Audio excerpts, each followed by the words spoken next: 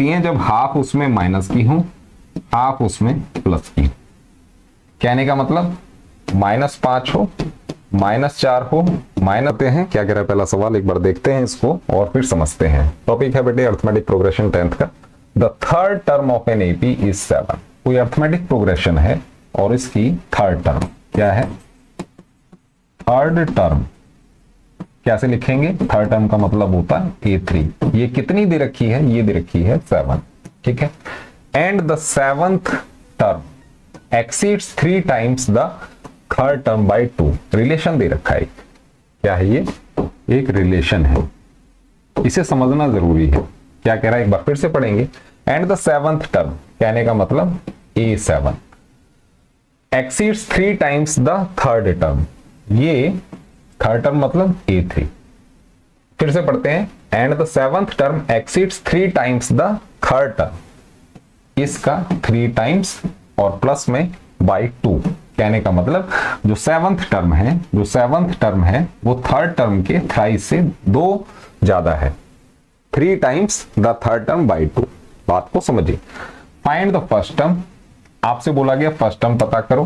कहने का मतलब आपसे A पूछा जा रहा है। बात समझे? ठीक है। द कॉमन डिफरेंस आपसे D पूछा जा रहा है, ठीक है। And the sum of the first 20 terms और आपसे S20 पूछा जा रहा है। इस चीज को दिमाग में बैठा लीजिए। बात समझ आई? क्वेश्चन को समझना जरूरी है। क्या क्या चीजें पूछी जा रही हैं उन्हें आप साइड में नोट डाउन रखेंगे, ठीक है। बात समझ गए? अब देखिए, अब इन पे हम काम करेंगे। थर्ड टर्म क्या है? 7 है। चलिए शुरू करते हैं यहां से। क्या है? थर्ड टर्म 7 है। कहने का मतलब A3 होता क्या है? A3 का मतलब होता है बेटे A प्लस 2D। कितनी बात तो समझ आती है? फॉर्मूला क्या है? फॉर्मूला भी समझ लीजिए, एक बार बता देता हूं। AN होता है A plus N minus 1 D होता है। कहने का मतलब अगर यहां 2 है तो यहां पर 1 आता है। इन द सेम वे यहां पर 3 है तो यहां 2 आएगा। बात समझ आ गई? इतनी सी बात अगर समझ आ गई तो बस ऐसे ही समझते रहना है। A प्लस 2D 7 है। रिलेशन बन गया कि 7 is equal to A plus 2D। बात समझे? क्लियर है? ये आपका पहला रिलेशन है, ये पहली इक्वेशन है। नोट डाउन कर लीजिएगा, ठीक है। A7 का क्या मतलब है? इस पे काम करते हैं जरा। A7 का मतलब है A प्लस 6D, है कि नहीं? और A3 का मतलब क्या है? A plus 2D। बात समझ गए? इसका 3 टाइम्स है और प्लस में 2। बोलो बात समझ आई? ठीक है, इस पे थोड़ा काम कर लेते हैं, ध्यान से देखिएगा। A प्लस 60 और ये क्या बन गया? 3A प्लस 3 2 6D प्लस में 2 बन। बोलो बात समझ आई? अब देखिए यहां पर ये 6D है, यहां पर 60 है, ये कैंसिल हो जाएगा। ये 3A है, इसको इधर ले आओ या इसको इधर ले आओ तो A माइनस 3A हो गया। यहां पर क्या बचा? 2।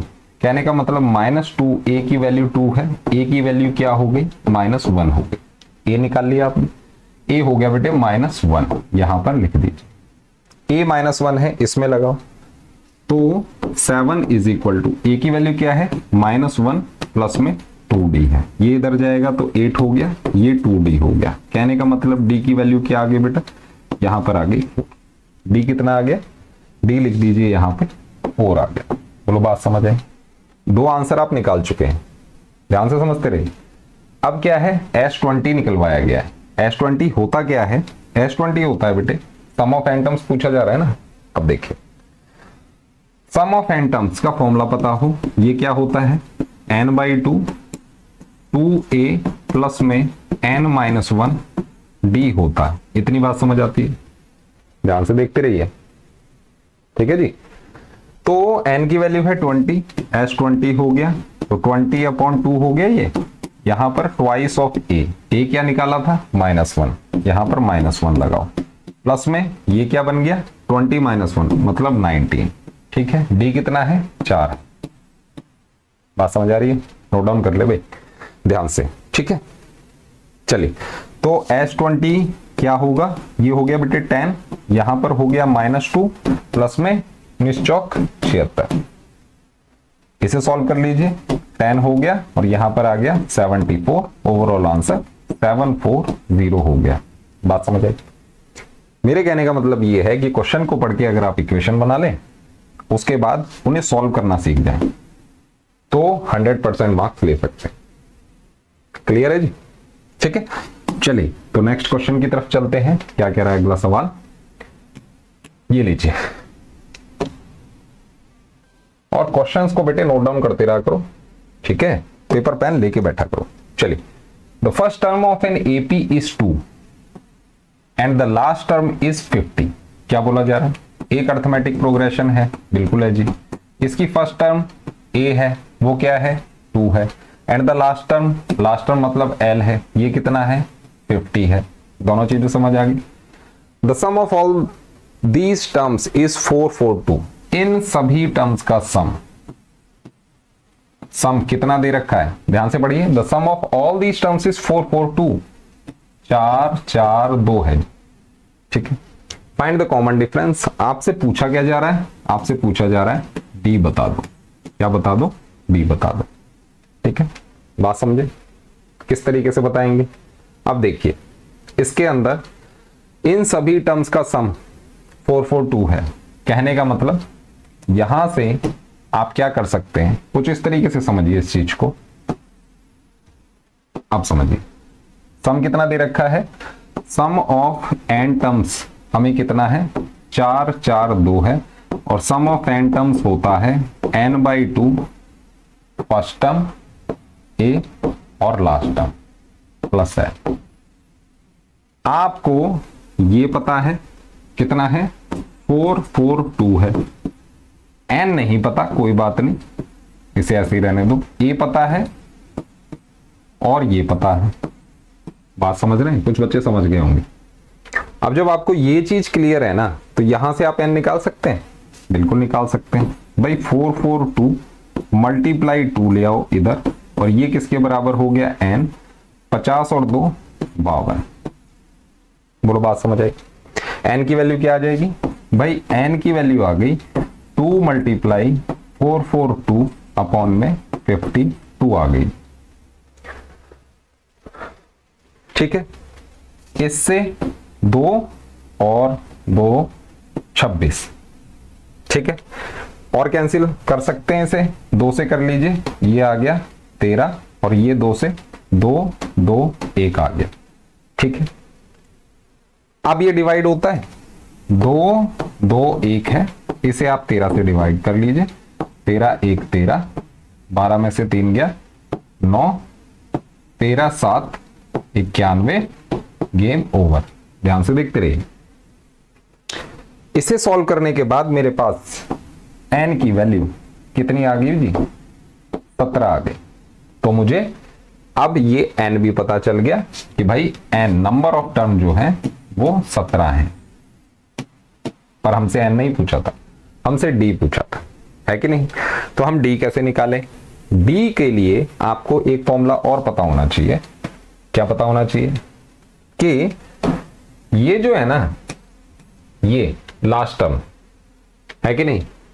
चलो इसे ऐसे समझो, अगर ये लास्ट टर्म है ए एन, अगर मैं लिखूं तो a plus n minus 1 d होता है ये।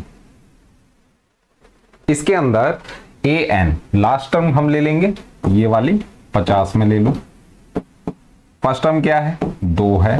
n पता है, अभी निकाला है 17 है, तो 17 माइनस 1 है कि नहीं? अगर ये 17वीं टर्म है तो यहां पर 16 आएगा और साथ में डी आएगा। बात समझ गए? अब देखिए, ये एक इक्वेशन है ना, इस इक्वेशन में एक ही तो वेरिएबल है जो निकालना है। ध्यान से देखते रहिए। तो ये बन गया 50 माइनस 2 इज इक्वल टू 16 और डी बन गया।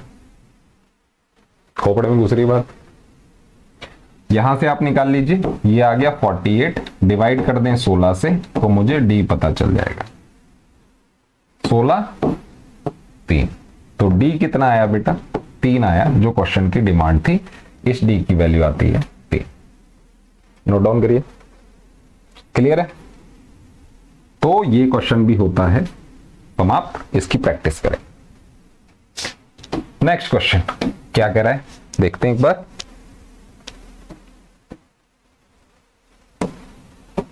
ये कह रहा है जी, if 12th term of an AP is -13, 12th मतलब A12 कितनी है, -13 है, किसके अंदर, एक अर्थमेटिक प्रोग्रेशन के अंदर, नोट डाउन करते रहिएगा।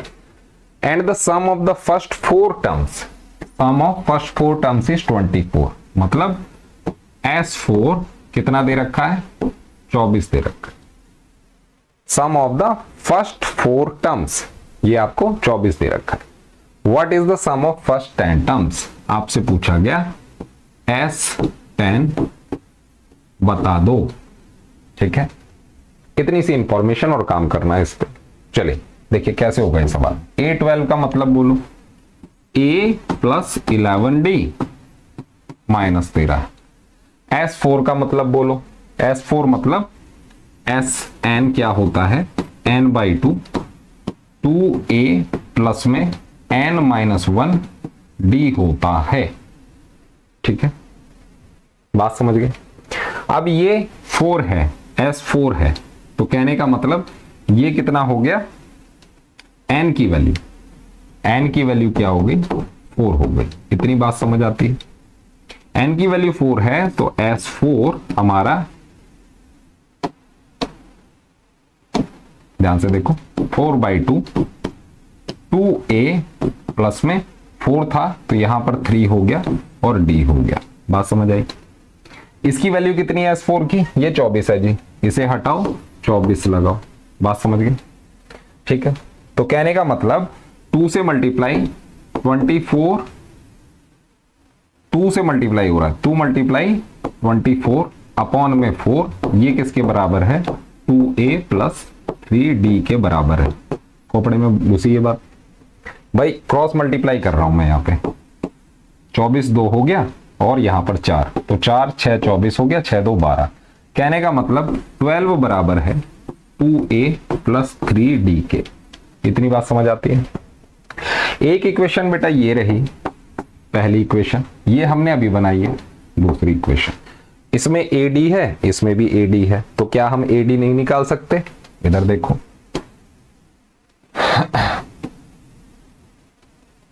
अब देखिए यहां से उठाया हमने A + 11D और ये हुआ -13 के बराबर।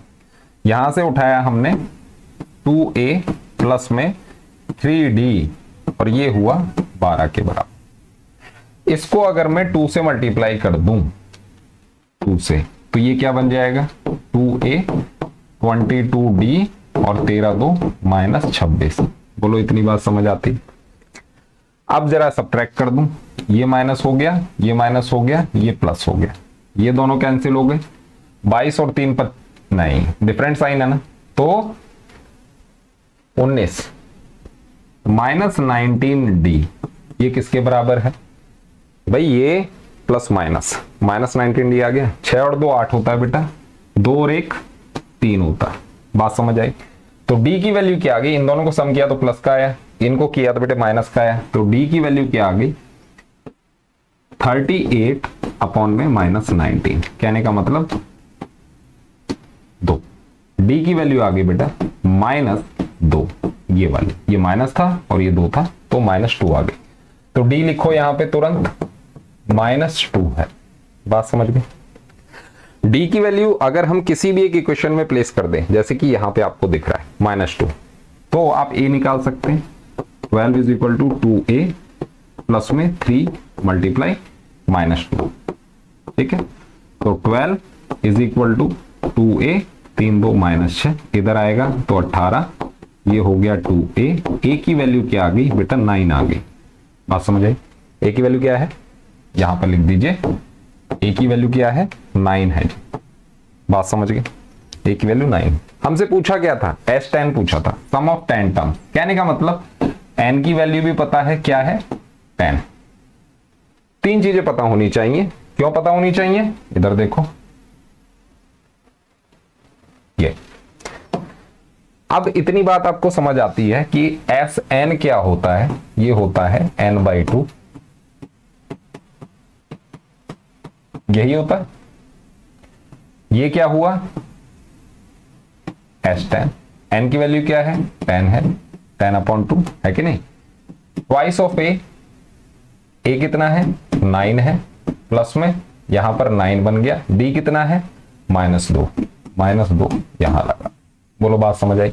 S10 निकालना था, n/2 10 हो गया, n की वैल्यू 10 होगी ना, 10 लगा दिया, a की वैल्यू क्या है 9 है, 9 लगा दिया, d कितना -2 लगा दिया, कोई दिक्कत। अब ये क्या बन गया, ये बन गया 5, 9 2 18 -9 2 18। बात समझे, कहने का मतलब ओवरऑल 0, क्योंकि ये हमारा 0 बन गया। तो सम ऑफ 10 टर्म्स 0 है। हो सकता है, बिल्कुल हो सकता है। कैसे हो सकता है उसे भी समझ लीजिए। ये कुछ इस तरीके का है कि सम ऑफ 10 टर्म्स 0 तभी हो सकती है जब हाफ उसमें माइनस की हो, हाफ उसमें प्लस की हो। कहने का मतलब -5 हो, -4 हो, -3 हो, -2 हो, -1 हो, ये होगी 5, 1 2 3 4 5, ठीक है। और फिर एक क्या हो,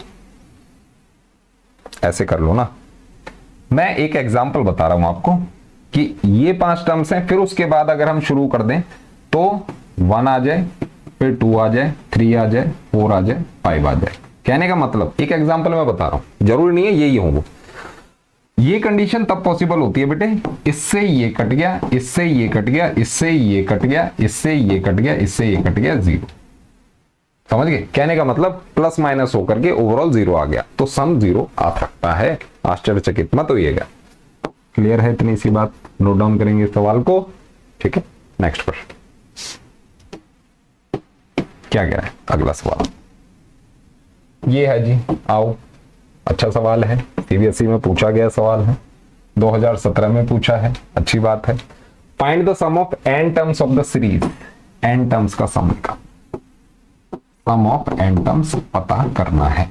सीरीज क्या है, ये है जी, 4 है, -1/9 1/9 है, फिर प्लस में 4 है, -2/n है, ऐसे करके प्लस में 4 -3/n है, ऐसा कुछ है, दिख ही रहा होगा। प्लस में ऐसे n टर्म्स का सम निकाल। इसके लिए हमें क्या पता हो, सबसे पहले तो बेटे n टर्म्स का जब हम सम निकालते हैं, ठीक है, n टर्म्स का जब हम सम निकालते हैं तो क्या होता है, वो होता है sum of n terms is n/2 2a plus में n-1 d होता है। इसके अंदर हमें एक तो d पता हो, a पता हो और n पता हो। तो n इस कंडीशन के लिए तो बेटा n ही है, a और d और निकाल लो। तो पहली टर्म जो होती है ये वाली, ये क्या होती है बेटा, a होती है। a की वैल्यू क्या है, 4 - 1/n है a, ठीक है। d क्या है, d होता है दूसरी टर्म में से 4 - 2/n -4 प्लस में 1/n। कहने का मतलब क्या है, इसमें से इसको सब्ट्रैक्ट कर दिया। ध्यान से देखोगे ये कैंसिल हो गया है कि नहीं, -2/n है, प्लस में 1/n है। कहने का मतलब -1/n आ गया, ये क्या है d है, -1/n, ये हो गया d। a क्या है, ये पूरी टर्म a है, 4 - 1/n, क्या है 4 - 1/n, ये आपका क्या है, ये आपकी फर्स्ट टर्म। अब आपसे सम ऑफ n टर्म्स पूछा है, बहुत तरीके से निकालेंगे। ये देखिए इतना डाटा आपको पता है, शुरू हो जाइए, इस फॉर्मूले में लगा दो। तो सम ऑफ n टर्म क्या हुआ, n/2 ट्वाइस ऑफ a कितना है, यहां पर लिखो 4 - 1/n 2a प्लस में 2a प्लस में n, -1 ऐसे ही रहेगा, कॉमन डिफरेंस क्या है, -1/n, ब्रैकेट में लगाना, कंफ्यूजन नहीं हो, ठीक है। इसका सम निकालना, इसे सॉल्व करना बस। ये लो, बहुत अच्छी बात है, n/2 हो गया, 4 2 8 हो गया, -2/n हो गया, प्लस में इसे भी डिस्ट्रीब्यूट कर दो। तो इसे हम ऐसे डिस्ट्रीब्यूट करेंगे, -n/n हुआ, फिर प्लस में 1/n हुआ। बात समझ आई? इसको, इस वाले को मैंने डिस्ट्रीब्यूट कर दिया, तो इसको मैं इससे मल्टीप्लाई करूंगा, ध्यान से देख लेना। तो -n/n आएगा और फिर माइनस माइनस प्लस 1/n आएगा। चलिए थोड़ा सा और काम करना है, ये लीजिए, तो 8 माइनस 2/n हो गया, प्लस में इसे जरा सॉल्व कर लें, इससे ही कैंसिल हो गया तो -1 आ गया, तो ये प्लस हटा दो यहां से जरा, ठीक है, ब्रैकेट है ओपन कर देते हैं, तो ये क्या बन गया, बाहर प्लस है तो अंदर वाले साइन आ जाएंगे, -1 आ गया, है कि नहीं, ठीक है, और प्लस में 1/n आ गया। बोलो खोपड़े में घुस गई बात, ठीक है, इसे और सॉल्व कर लो, ये लो जी, ये ले भाई, n/2 आ गया, और यहां पर 8 में से 1 गया 7 आया, -2/n है 1/n, तो -1/n आ गया। बोलो बात समझ आई, इसको और सॉल्व कर लो, अंदर एलसीएम ले लो, तो 7n - 1/n आ गया, और ये बेटा n/2 से मल्टीप्लाई हो, बोलो बात समझ आई, इससे तो ये कैंसिल हो गया, तो 1/2 7n - 1, ये पूरा आपका आंसर आ जाता है। खोपड़े में घुस गई बात। इसी तरीके से क्वेश्चन चलाने, मिलता हूं आपसे नेक्स्ट वीडियो में।